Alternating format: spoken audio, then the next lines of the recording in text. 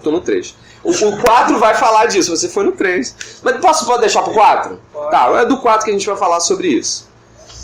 1 Coríntios, lembra? Desculpa, fui água. 1 Coríntios 11, 1. Tava tão automático, tava perto. 1 Coríntios 11, 1.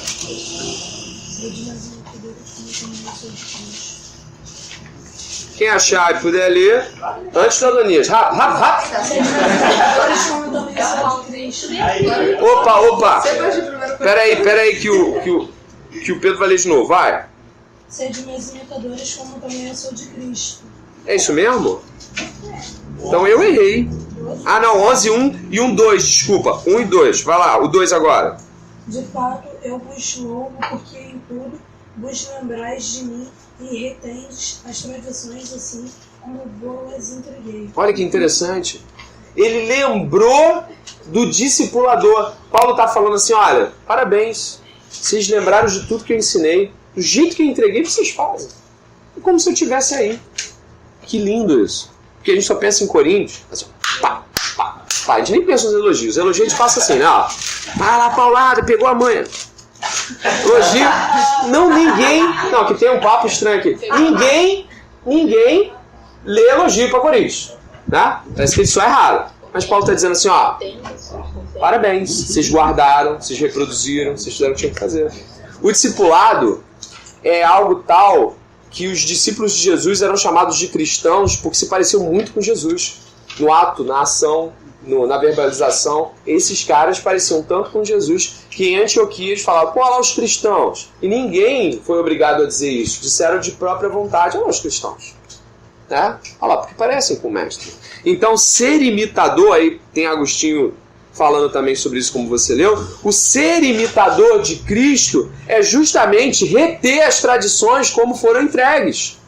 Você não vai lá e faz do seu jeito. Se você está ligado a um discipulado, você está ligado a uma autoridade que cuida da sua vida. Então você pediu um conselho e recebeu ou não, pedindo ou não você recebeu, você vai lá e vai cumprir como recebeu. É nisso que a gente trabalha. E eu vou te dizer, isso dá uma paz. Quando você chega e fala assim, poxa, eu fiz exatamente o que você pediu. É tranquilidade. Para qualquer pessoa estar diante de alguém que é autoridade, honestamente, tem um advogado, você se sente bem, você sabe que não está devendo. A pior coisa que tem, gente, e eu acho que todo mundo aqui já passou por isso, né? É você ter feito outra coisa. Ou feito pela metade de propósito. Fez pela metade de propósito. Aí você foi, fez a metade. E aí? Vou brincar, né, Carlinhos? Foi a pauta de hoje. Carlinhos, fez o que eu te pedi, irmão? Fiz. Fiz quase. Fiz quase não existe. Ou é fez ou é quase. Ou não fez, desculpa. Se você fez, fiz. Se não, tem vezes que a gente nem fala. O problema do discipulado é que eu tenho que abrir mão do meu jeitinho para entender o de outro e a partir daquilo que Deus está fazendo na vida do meu discipulador, eu poder me apropriar e entender como viver a vida cristã. Sede meus imitadores como eu sou de Cristo. Então Paulo estava assegurando que ele estava imitando Jesus e que aquelas pessoas deveriam imitar Paulo. Com qual segurança podemos fazer a mesma frase? Eu acredito que a partir do momento que estamos seguindo a Cristo, buscando a Cristo, nos alimentando de Cristo, podemos dizer, poxa, irmão, faz como eu estou fazendo. Jesus me ensinou assim. Precisamos ser padrões de imitação.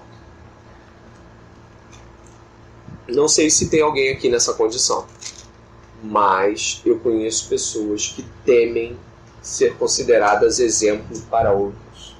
E a fala de algumas dessas pessoas é, ai não, aí eu caio, aí vai todo mundo botar o dedo na minha cara. Isso é um pensamento muito mesquinho. Porque a ideia de você ser referência para alguém é algo muito honroso, muito valioso, muito grande. Então quando alguém chega e fala assim, você é uma referência aqui, isso deveria encher seu coração de alegria. E não de peso de, ai caraca, agora se eu errar, todo mundo vai ficar... Sabe, tem gente que parece que não sente isso como, caramba, tô vencendo em Cristo. Mas não, é peso, é desgraça, é desonra. Porque geralmente são pessoas que ainda vivem uma vida de esconderijos, de fugas. Aí tem frases aqui, ó. Essa que nós lemos, tem uma de Filipenses, ó. Irmãos, sede meus imitadores e olhai atentamente para os que vivem segundo o exemplo que nós vos damos. Aí embaixo também. Não porque tivéssemos direito para isso, mas foi para vos oferecer em nós mesmos, olha que lindo isso, um exemplo a imitar. Aí nós já lemos, ser discipulador é ser exemplo a ser imitado. E ser discípulo sem nenhuma vergonha é ser um imitador. É ser alguém que está imitando o que é de justo e nobre em alguém. E isso é bom. A nossa sociedade, ela vem de uma singularidade. Sabe o que é isso? Todo mundo quer ser diferente, todo mundo quer ter um cabelo diferente. Agora é onde é a tatuagem. Vamos fazer tatuagem. Cada um faz uma tatuagem e bota aqui, bota lá, e bota roupa, e bota... E todo mundo quer ser diferente. Ao mesmo tempo, os seguidores de Justin Bieber estavam desde novembro esperando por ele.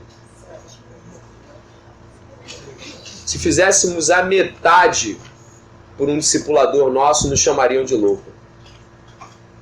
Se fizéssemos 1/10 por Jesus Cristo, nos chamariam de fanáticos. Ou não? Se aquele menino, aquela menina que ficou lá esperando Justin Bieber, falasse assim, pai, eu vou esperar a minha discipuladora aqui na porta até ela aparecer. O pai, tu tá maluco? Tu vai ficar esperando aí na chuva, no sol? Não, pai, eu preciso de um conselho. Eu vou esperar até ela sair. De repente ela sair à noite. Mas aquele mesmo pai, que poderia achar absurdo um trabalho de discipulado, que é algo bom, ele não acha absurdo uma criança, muitas vezes. 13, 14, 15 anos, esperando o Justin Bieber desde novembro, desde dezembro, a relento numa sociedade como o Brasil, numa cidade perigosa. Parado lá. Isso, quando eu olhei, cara, eu fiquei estarrecido. Tem gente que gosta de rir de tudo. O problema de você rir é que você perde um tempinho na reflexão, porque você vai rir e vai perder um tempo da reflexão, porque parece ser muito bobo, inocente, é muito sério. Aquilo é discipulado. Só que é um discipulado que o Justin Bieber não tem nenhuma responsabilidade com nenhuma daquelas pessoas. Ele não tem nenhuma nobreza a passar, não há nenhum valor a ser transmitido, e aquela pessoa vai sair só com uma imagem de show gravado e de noites de chuva numa rua vazia, vendo bêbado, vendo mendigo, vendo um monte de gente, e ele fora de casa para guardar uma fila para ver um show de um cara que nada representa para nada. Vê se isso não é estranho. Vê se isso não é estranho. E a fila ainda mudou. Hã? A galera ficou lá, a fila depois mudou. A fila mudou de lado? É, a galera pegou o grama. Meu Deus! Já pensou? Pegaram o último. Aí a Bíblia se cumpre, né? Os últimos serão os primeiros. Tô brincando. A verdade é que o mundo nunca vai entender o discipulado se não for por Cristo. Se Cristo não te fizer entender o discipulado, e se você se dobrar a isso, não tem jeito. Irmãos, eu não seria leviano de dizer novamente que Jesus não salva pessoas que não são discipuladas. Isso seria completamente um equívoco. O que eu quero dizer é que o cristianismo não pode ser vivenciado na sua totalidade sem que haja o discipulado. Se você quiser entender, né, e aí é um ditado chinês, se você quiser beber do meu chá, esvazia sua xícara. Se você não quiser entender, você pode até se esforçar a vida inteira fazendo de tudo para abençoar pessoas. Mas eu te garanto que existe um lugar no discipulado que só o discipulado pode oferecer. O problema é, para imitar alguém, eu também tenho que abrir mão de certos aspectos da singularidade. Meu irmão, o discipulador, se ele for um cara mesmo de ficar perturbando, ele vai perturbar com a tua foto do Facebook. Assim, por que você mudou a foto hoje e mudou a foto ontem? Tá afetado com alguma coisa? Tá querendo aparecer? Ah, mas tem que falar, pô, porque às vezes a gente quer tirar foto pra quê? Pra aparecer. Isso é exibicionismo. Então o discipulador tem que falar o quê? Tá bonita aquela sua foto, né? Mas a de ontem e a de anteontem, ah, desculpa, você tá mudando todo dia por quê? Tem. Eliseu seguia Elias até a subida no céu. Os caras seguiam Jesus em tudo quanto era lugar. O problema é que nós queremos ser discípulos sem discipulado. Se alguém te pergunta assim, você é discípulo de Jesus? Bom, é bem capaz de, desavisadamente, você fala, sou crente. Sou discípulo de Jesus. Não necessariamente. Os demônios também demonstraram profundo conhecimento bíblico. O centurião de Cafarnaum, ele também dava esmolas mesmo sem receber o batismo do Espírito Santo. Então, dependendo do seu procedimento, você pode ser um ímpio bem disfarçado. Só que o discipulado, ele vai te podar coisas, como o Carlinhos falou aqui muito bem, que a avó e a mãe de Timóteo não puderam fazer, né? A fé que Lloyd e Eunice deram não pôde ser a fé que Paulo deu, embora Paulo não pudesse fazer o que elas fizeram. Cristo intenta que nós, como pais, possamos discipular os nossos filhos no máximo, mas ele também não isenta o fato de que devemos ceder os nossos filhos a outros ouvidos, para que Deus possa usar outras pessoas para caminhar. Último ponto. O fim último, ou seja, não o fim último no sentido de finalidade, mas é o fim último assim, o estágio final, vamos dizer assim, né? Como é que a gente fecha o pote de discipulado? Dê uma olhada aí, por favor. Fica aberto em João 17, tá? Em João 17 você fica com ele na expectativa.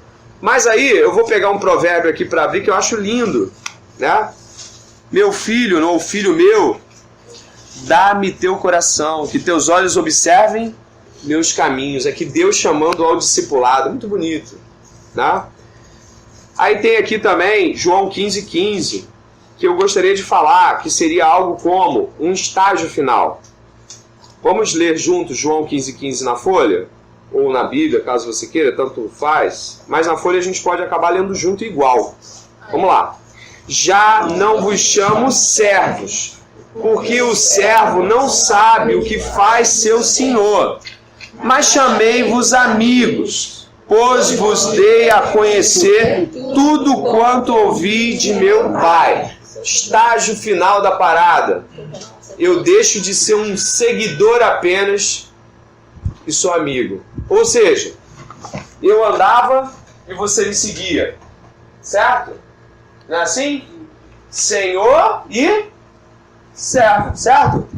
Vocês nunca viram fotos de Brasil colonial? O senhor está andando e o seu servo está atrás. Se você olhar a foto de Roma, o desenho gravador de Roma, o servo está atrás. Só que Jesus, ele abusadamente subverte mais uma vez o sistema. Quando ele chega no final, né, os últimos momentos com eles antes da crucificação, ele fala assim: fica aqui não, fica do meu lado. Porque amigo é quem está do seu lado. Nossa. O chamado final é para sermos amigos dos nossos discípulos. E os discipuladores e discípulos serem amigos. Você já não está numa relação por servidão, embora sirva, mas por amizade e amor. Uma relação que se estabeleceu em laços de obediência e agora se expressa em laços de obediência. Eu vou repetir. Ela se estabeleceu, ela fincou as estruturas dela em laços de obediência. Era necessária a obediência para se entender. Agora já não é mais a obediência para entender, mas é a obediência para demonstrar amor. Agora eu não obedeço mais para ser discípulo, eu obedeço porque eu sou discípulo. Não é mais uma obediência que meramente constrói uma estrutura, mas é uma obediência que agora, por eu obedecer Ele, por eu amar, eu obedeço. Eu não mais obedeço para mostrar que amo. Eu obedeço como uma expressão, uma oferta do meu amor. Uma relação de amizade. Isso é muito grande. E a maioria dos líderes cristãos vão sempre querer que os discípulos calem a boca. Se fizerem algo do tipo assim: você está me questionando, cara, eu sou autoridade sobre a tua vida. Acho que essa é uma das falas mais complicadas. Porque quem é autoridade sobre a vida não precisa requisitá-la. Se é. Se é, basta dizer: é isso que você quer fazer, você faça. Acho que a pior palavra que um líder pode te dar é: você quer fazer isso? Então vai. Pior, porque se enquanto ele estiver batendo boca, cara, olha só, mas olha só, eu mando em você, porque eu sou teu líder. Você viu Jesus se humilhando assim? Não. Ele se humilhou de outras formas, mas assim nunca precisou. Nunca precisou. Em vez de bater boca com Pedro, tu me ama. Nossa, isso me perturba até hoje. Você imagina se resolver um conflito assim? Você imagina? Você pegar um discípulo teu, aí você que vai ter discípulo, eu tenho, você chegar para um discípulo teu e falar assim, e aí? Tu me ama? E o cara tá no erro, que nem o filho pródigo, né? O filho pródigo foi tentar se explicar, se deu mal, né? Que o pai já vinha amando.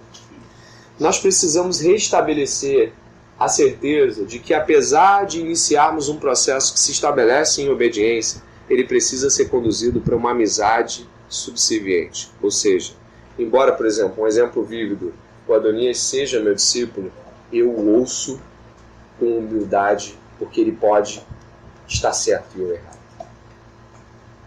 Isso não é conquistado da noite para o dia, isso leva tempo, mas é um objetivo para ambos. Porque tanto fortalece ele, que pode falar assim, poxa, eu posso não concordar e ainda assim serei amado. Como fortalece o discipulador, que não pensa em alguém derrubando o trabalho dele. Pelo contrário, ele pensa assim, caramba, essa pessoa quer me ajudar porque ela apontou uma coisa que eu não estava fazendo direito, então ela quer me ajudar. É lindo isso. Eu queria pensar com os irmãos para acabar, né? Em João 17. Deus está falando com alguém aqui essa tarde? Comigo muito, mas está chegando ao seu coração essa mensagem? João 17. Existem alguns desejos no coração do discipulador. E eu vejo Jesus aqui... Eu vejo Jesus aqui demonstrando alguns desses desejos. Olha, o 17, 1 e 2 é muito bonito. Jesus pede uma coisa para o seu pai. E ele não pede para o seu pai visando ele. Muito interessante. Olha só. Tendo Jesus falado estas coisas, levantou os olhos ao céu e disse, Pai, é chegada a hora. Glorifica teu filho para que o filho te glorifique. Assim como lhe conferiste autoridade sobre toda a carne, a fim de lhe conceda a vida eterna a todos o que lhe deste. A vida eterna é esta, que te conheçam a ti, o único Deus, e a Jesus Cristo a quem enviaste. Eu te glorifiquei na terra, consumando a obra que me confiaste para fazer. E agora, glorifica-me, ó Pai, contigo mesmo, com a glória que eu tive junto a ti, antes que houvesse mundo. Manifestei o teu nome aos homens que me deste ao mundo. Eram teus, tu me confiaste, e eles têm guardado a tua palavra. Agora eles reconhecem que todas as coisas que me tens dado provém. Você que é discipulador, olha que interessante. O ato final do discipulado, o objetivo é, ele consegue ver que tudo que eu tenho, tudo que eu sou vem de Deus. Olha que lindo. O foco não é ele, o foco não é eu sou discipulado por um grande homem de Deus, eu sou discipulado por Jesus através da vida dele. Tudo que ele faz vem do alto. No sentido de que ele não é nada, apesar de ser muito importante para mim. Jesus tira o foco de Jesus e diz, Senhor, eu consegui fazer eles verem que tudo que o Senhor faz em mim vem do Senhor. Olha que objetivo lindo. Mais um pouquinho. Fala assim, verso 9. É por eles que eu rogo. Eu não rogo pelo mundo, mas por aqueles que me deste. Existe algo muito importante aqui, que é o fato de Jesus deixar claro de que o trabalho que ele tinha com aqueles 12 homens, né, depois 11 apenas, era um trabalho primordial a nível de discipulado. Embora ele tivesse deixado uma mensagem para o mundo, ele chegou para o pai, fiz o que tinha que fazer. E ele aponta para os 11. Claro, não estamos falando da expiação, da obra da cruz, eu acho que está sendo claro que a gente não está falando da crucificação. Está falando de uma relação entre pessoas ali. Então Jesus poderia estar falando assim, o senhor se lembra quantas pessoas ouviram o sermão do monte? O senhor se lembra quantas... Não, Jesus fala assim, Senhor, está aqui eles. Terminei. 11 homens. Pode parecer ridículo, mas Jesus está celebrando 11 pessoas. Enquanto a gente pensa, uma igreja com 11 pessoas é uma falência, né? Não dá para ter ar-condicionado, não dá para ter nada. Jesus está falando aí, ó, tô felizão. Aí eles aí. Tá olhando pro Pai com satisfação, né? Que é a obra cumprida. Consegui. Estão aqui. E a gente não consegue ver essa alegria. Jesus está alegre por entregar o discipulado ao Pai com vitória, com sucesso. Jesus é um discipulador. Ele veio discipular a gente. Não é obra única, mas é uma obra. Ele veio discipular pessoas e as entregou. E quando ele fala assim, eu não rogo pelo mundo todo, é muito interessante, né? Havia uma ênfase. Não significa que Deus não amou o mundo. Significa que havia uma ênfase ali clara àqueles 11 homens. Olha, estes. É muito difícil ser pastor de uma igreja com 500, com 200, com 100, com 50 e achar que está pastoreando todo mundo. O discipulado proporciona o pastoreio individual, a ligação um com o outro, de tal forma que aquela pessoa tem de fato alguém. Ela é realmente cuidada por alguém. Não é de mentira. Não é aquela coisa que eu tenho um pastor? Tenho. Ele sabe o que está acontecendo na sua vida?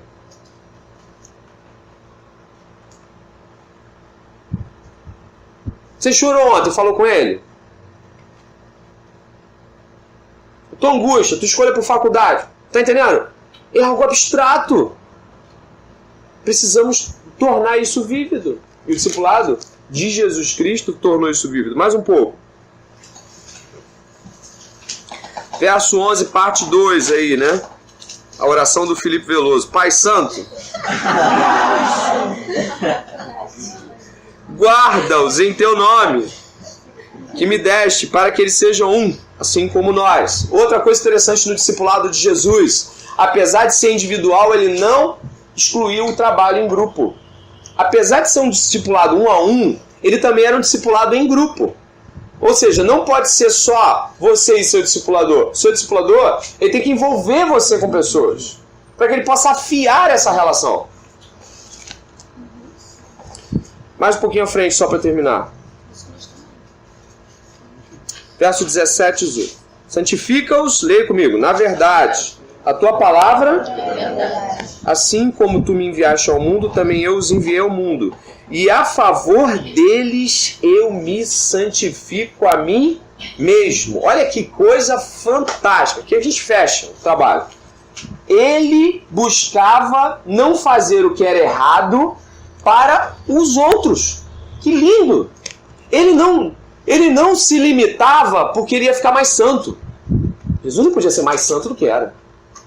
Ele se limitava, se autolimitava, se podava para que esta santidade de Jesus pudesse servir de modelo para os outros. Quando eu começo a me santificar para não ir para o inferno, a me santificar porque vai ter a vigília tal, ao invés de eu me santificar para que o meu discípulo, a minha discípula, veja Cristo em mim, meu foco passa a ser plenamente subjetivo. Irmãos, a gente fechou agora. O discipulado é necessário, é requerido e é obrigatório. Se o irmão, a irmã, se a pessoa que está aqui sentada não quiser dar ouvidos a essa palavra essa tarde, só pode. Todo mundo pode sair daqui do jeito que entrou. Mas o desejo de Cristo é que todos sejam discípulos de Cristo, ligados a discipulados individuais com pessoas. E isso é bíblico. Quando isso não acontece, eu tenho às vezes um cristão que ainda é arrogante, um cristão que ainda é faço o que eu quero a hora que eu quero, vou se quiser ir, se eu não quiser eu não vou. Sim, faltei a igreja sim para ir naquele lugar, e daí? Sabe, são pessoas que não entendem que a chamada não é sobre elas, é para o outro, é para fora, o cristianismo é para fora, né? E eu termino aqui pedindo aos irmãos que possam se submeter à ordem de Jesus essa tarde. Caso queiram conversar com alguém, já existem gente aqui que é discipulada e é discipulador, né? Eu não vou nem apontar aqui, você pergunta, mas posso dizer assim claramente que se você se sentar com alguém que é discipulado, você vai ouvir coisas boas e coisas difíceis, porque não existe mar de rosas, mas existe verdade nisso, entendeu? Então, gostaria de ouvir vocês naquilo que Deus falou com vocês essa tarde. Alguém quer comentar alguma coisa?